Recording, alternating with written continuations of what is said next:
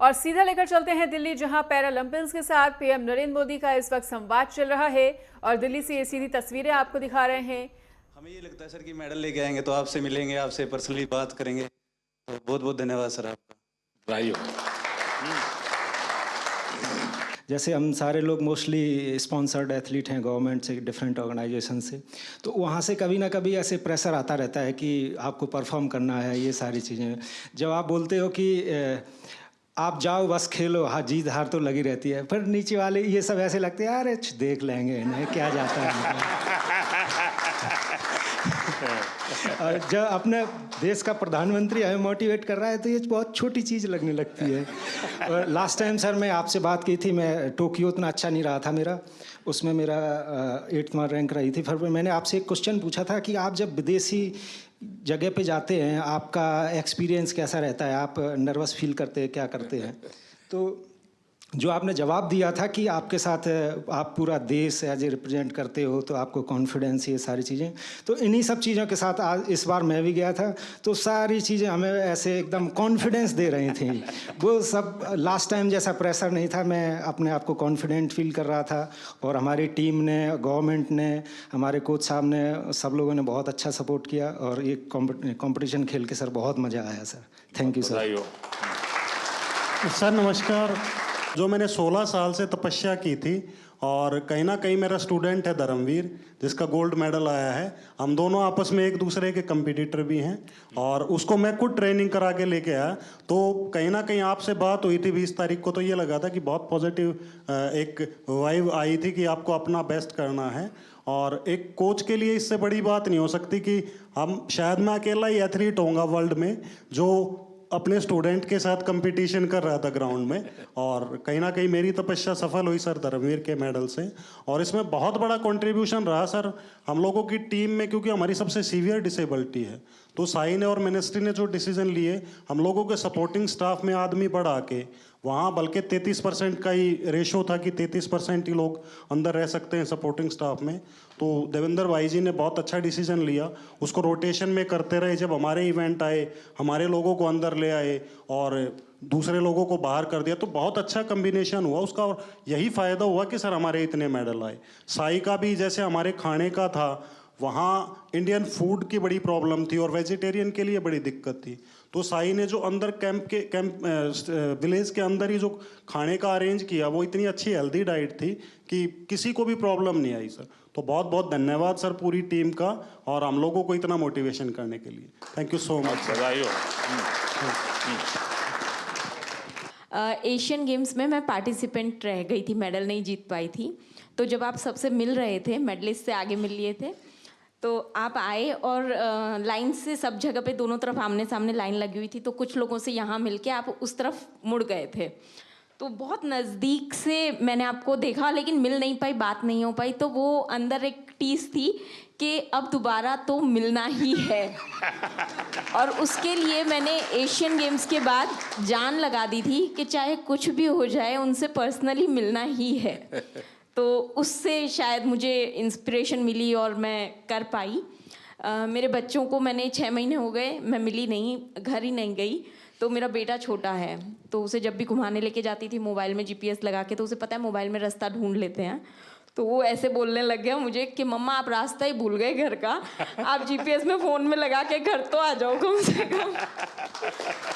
तो sir thank you so much, आप लोगों का सबका बहुत सपोर्ट रहा है, आशीर्वाद रहा है, जिसकी वजह से हम लोग कर सकें। पूरी टीम का सपोर्ट रहा है, हमारे कोचेस का। तो thank you so much sir. बहुत बधाई सर। मैं शरद कुमार हूँ, मेरा ये 2nd मेडल रहा है, मैं 3rd टाइम पैरालंपिक्स किया। शरद और संदीप दोनों को भाषण करने के लिए बोलूँ तो कौन सबसे ज़्यादा अच्छा करेगा? सर ये सर संदीप बहुत अच्छा बोलता है और शायद इसलिए थोड़ा सा पोत रह गया। सर बट मैं एज एन एथलीट ये कहना चाहता हूँ कि जब से पैरा मूवमेंट स्टार्ट हुआ है मैं तब से जुड़ा हुआ इससे। और आज जिस लेवल पे सारे एथलीट्स हैं, मुझे खुद प्राउड फीलिंग होता है इन सबको, जिस तरह सब जाते हैं, कोचेस, फिजियोथेरेपिस्ट, सब एक टीम। जब अब हम लोग बाहर जाते हैं तो इंडिया को अब ऐसे लोग देख रहे हैं कि ये पहले सोचते थे ये आगे आ सकते हैं, लेकिन अब पैरा में इन्होंने कैटेगराइज कर दिया कि इंडिया एक स्पोर्टिंग नेशन ऑलरेडी है। और सर ये ऑफ कोर्स साई की सबसे पहले अहमियत से स्टार्ट हुआ और फिर हम लोग का सपोर्ट स्टाफ आने लग गए और एथलीट्स में भी जिस तरह पॉजिटिविटी आया।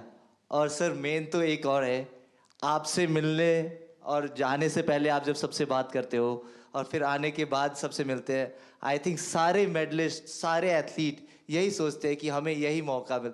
सर लोग पैरा को अभी तक अपनाए नहीं जिस तरह आपने अपनाया है। नमस्ते sir, I am Palak Kohli and ये मेरा सेकंड कंसेक्यूटिव पैरालंपिक्स था एंड टोक्यो में मैंने 4th फिनिश किया था एंड यहाँ पे मैंने 5th फिनिश किया। बट दोनों इस पैरालंपिक्स जाने का मेरा जर्नी बिल्कुल ही डिफरेंट था। मेरे को आफ्टर टोक्यो पैरालंपिक्स 2022 में सर बोन ट्यूमर हो गया था और स्टेज 1 कैंसर हो गया था एंड नियर टू 1.5 ईयर मैंने कोई भी कम्पीट नहीं किया, कोई टूर्नामेंट कुछ भी नहीं किया एंड लास्ट ईयर मैंने 2023 में कम बैक किया एंड मैं काफ़ी हैप्पी हूँ और काफ़ी प्राउड हूँ कि मेरे सपोर्टिंग स्टाफ, मेरे कोचेस, गौरव सर के सपोर्ट और गाइडेंस के कारण मैं क्वालिफाई कर पाई पेरिस के लिए एंड मेरे बहुत सारे मेजर टूर्नामेंट्स आफ्टर टोक्यो छूट गए थे।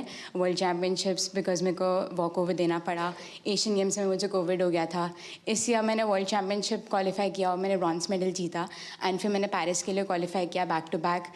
मेरा वर्ल्ड रैंक एकदम 38 लास्ट हो गया था बिकॉज मैंने टूर्नामेंट्स नहीं खेले थे एंड अगेन से मैंने अपने आप को टॉप 4 वर्ल्ड नंबर 4 में आई और मैंने पेरिस के लिए क्वालिफाई किया।